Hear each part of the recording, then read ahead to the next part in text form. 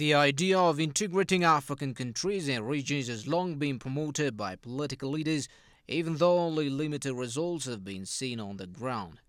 The record of regional integration in Africa so far has been modest and characterized by uncoordinated initiatives coupled with low levels of intra-regional trade, among other setbacks that make the problem even worse.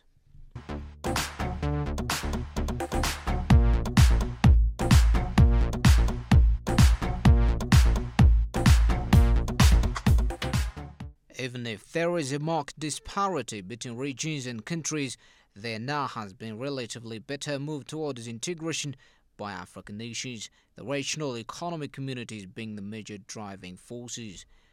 Characterized by great economic opportunities observed in recent years, the East African region is heading towards an impressive integration journey, even though the pace is uncoordinated, as some of the countries have to deal with peace and other issues that come prior to economic inquiries.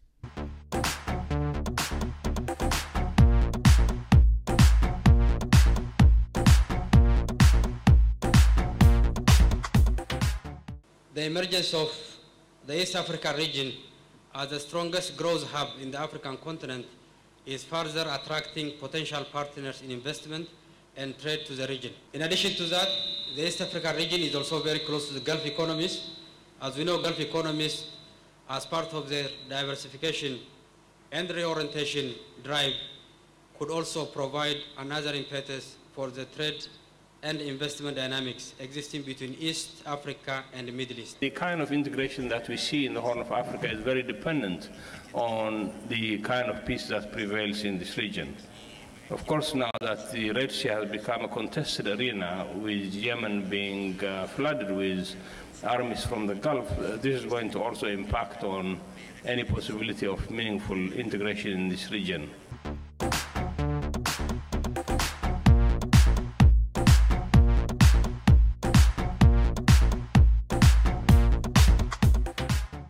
The economic integration that Ethiopia and Djibouti are forging has been cited as model for the aspired regional integration in East Africa at the Regional Integration and Private Investment in Infrastructure Forum recently held in Djibouti.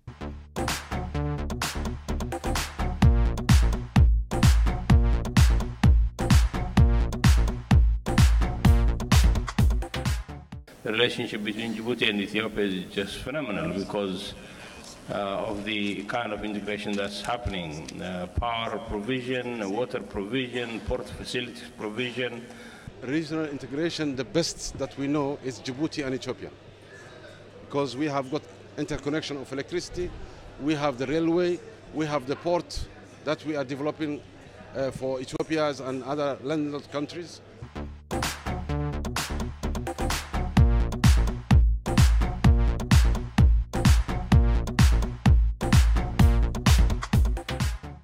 Speaking of economic integration requirements, including enhanced trade among countries, more roads and other infrastructure, and reform of institutions have to take effect for the Africa's integration ambition to be achieved.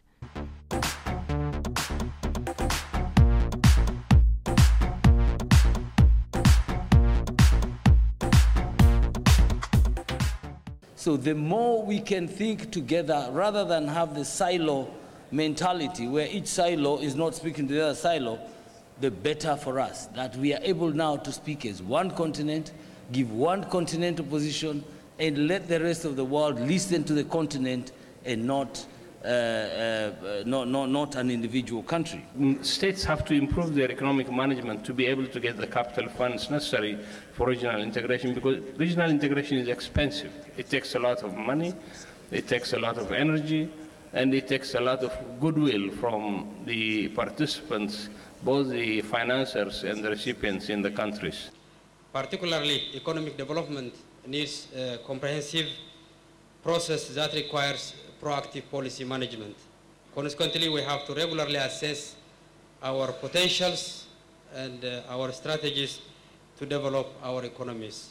And most importantly, doing it together, particularly in this Eastern Africa region, is very much pertinent.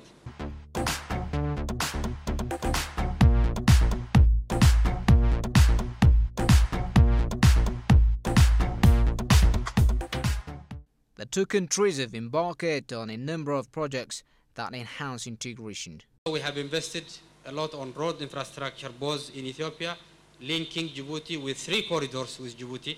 We have 3 road links connecting us to Djibouti now, as of now. We are investing on those 3 links, and Djibouti also doing similarly. In addition to that, we have also working together on communication superhighway, in cable network communication, as well as also we have just been in the process of completing the largest transboundary water supply project, which is going to serve Djibouti for the coming 50 and 100 years. The problem of Ethiopia will be a big problem for Djibouti. The small problem of Ethiopia will be very big problem for Djibouti.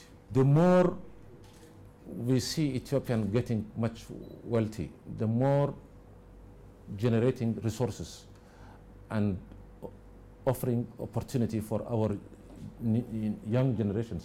የኢኮኖሚክ ኢንቴግሬሽኑ የኢኮኖሚ ጠቀሜታ ወይም የኢኮኖሚ ትሩፋት ከመስጠት ባሻገር Economic integration doesn't only bring economic benefits for the two nations. It helps foster interaction and bond between the people. The countries would also help reflect a common stand in international forums as well.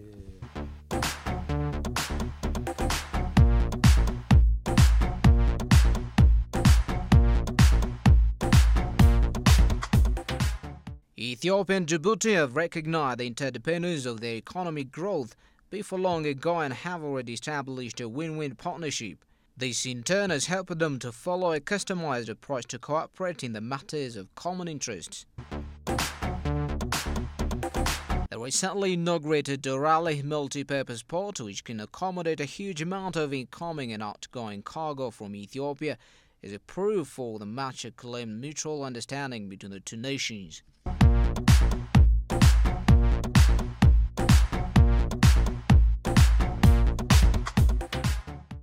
It's a very big investment for a small country like Djibouti, but this has been done to support the economy of Ethiopia and the growth of Ethiopia.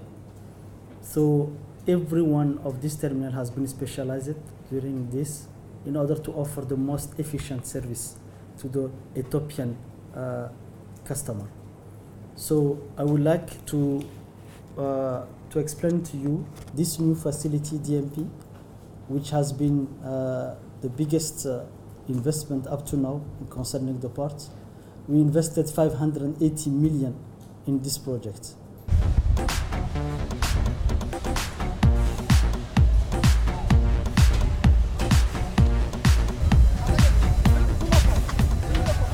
It's a game changer because the facility we have here is so different from the facility we have in the old ports. In terms of quay, here we have the equipment of the quay. We invested $72 million in the equipment only. We have 4 gantry cranes plus 12 portal cranes, which is 16 big cranes to handle the cargo, to discharge the cargo from the vessels, which gives this port a rate of discharging or a rate of productivity which is one of the highest in Africa.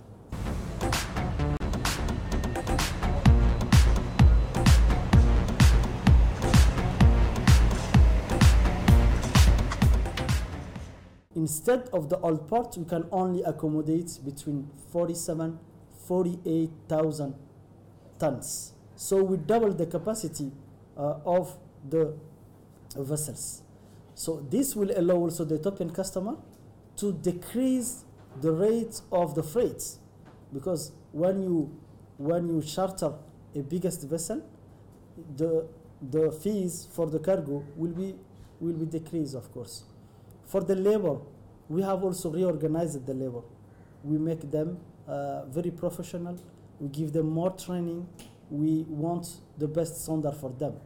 The Regional Integration and Private Investment in Infrastructure Forum has recognized Ethiopia's efforts to extend the rail, road and electricity network to Djibouti, Sudan and South Sudan borders, which will have the effect of revamping the partnership of all these countries in regional and international markets. Built over 70,000 kilometers of all-weather roads connecting with Djibouti, connecting with Kenya and Uganda, connecting with Sudan.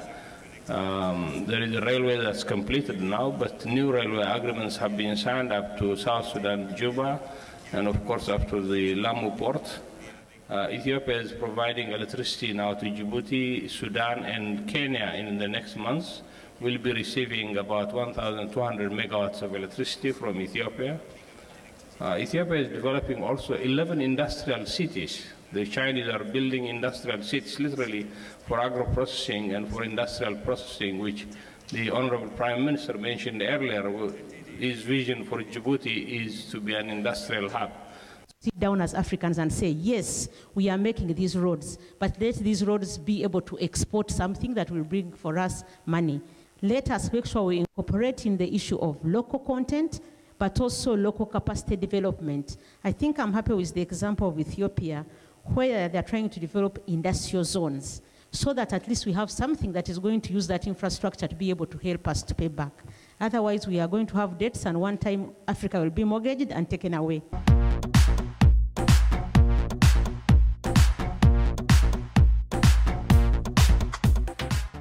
If there is no such thing, call it the product, that is moved from one country to another, no matter what infrastructure we're going to build, there won't be any impact. So, for instance, let me take the example of Ethiopia and Djibouti that are really well connected in terms of infrastructure. There is no goods imported. If you look at the statistics, it is really very, very, very minor goods produced in Ethiopia and imported to Djibouti using those infrastructures that are in place. So if we build infrastructure and we don't have this product that will be moved from one country to another, then there's nothing we can, again, talk about. Example, between Uganda and Djibouti, there is no reason the business community can trade between themselves if there is no, again, this product. So if, for example, we start promoting somehow the production, the industrializing, very short, and then we don't have, again, the infrastructure. So I want to mention the interdependence between the industrialization of Africa, moving from this heavy dependence of raw materials and natural resource to industrializing, but also we need to have the infrastructure connecting the two countries. A container imported through Djibouti to Uganda cannot reach Uganda because there is no infrastructure. But if there is infrastructure and there is no product, then there won't be a trade. So this intra-African trade must be addressed from that aspect. Since we are all starting from a low base, there is a lot of gap to be filled before we can consider the adequacy of economic infrastructure in place. Still, we need to invest more on further consolidating the infrastructure assets of the two countries.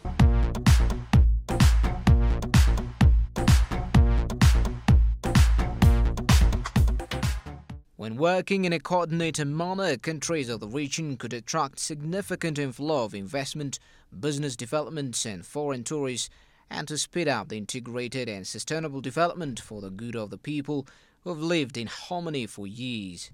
Regional integration for the sake of regional integration has no value unless countries benefit from that regional integration. Already our populations are integrated, as our Ugandan colleague was trying to say earlier. For example, if you see, we have Afar in Djibouti, we have Afar in Ethiopia, we have Isa in Djibouti, we have Isa in Ethiopia. We have Nuer in Ethiopia, we have Nuer in South Sudan. It's the same thing with Sudan and Ethiopia. It's the same thing with Turkana and the Borana. These populations are integrated. And as our Ugandan colleague said, somebody drew a line, a border between these communities, which now made them Kenyans and Ethiopians, Djiboutians and Ethiopians, and of course South Sudanese and Ethiopians. They have already integrated, and they use both currencies. For example, if you go to the Kenyan border, they use the Kenyan shilling and the Ethiopian birr. They exchange freely. For them, that line of border doesn't exist anymore.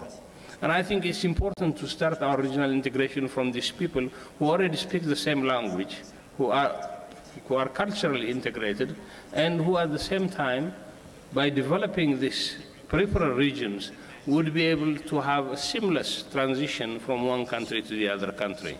It is understandably difficult for governments to put every penny into huge investments alone, involving the private sector in the development of infrastructure. This alternative direction, the countries turn their toes. It's a time that the private sector also participate on the infrastructure that the government was developing. And our president's target is the vision of 2035, that the country must be as Singapore.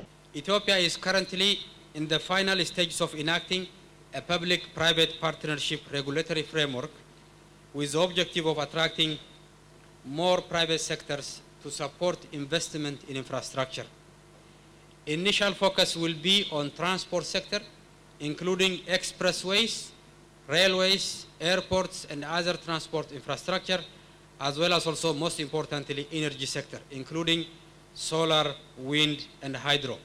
Under the umbrella of the African Union, there is a commitment from the African people and governments for a better tomorrow.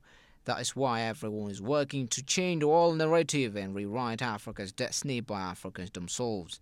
Regional integration, therefore, offers significant potential in transforming African economies and bringing about decent lives.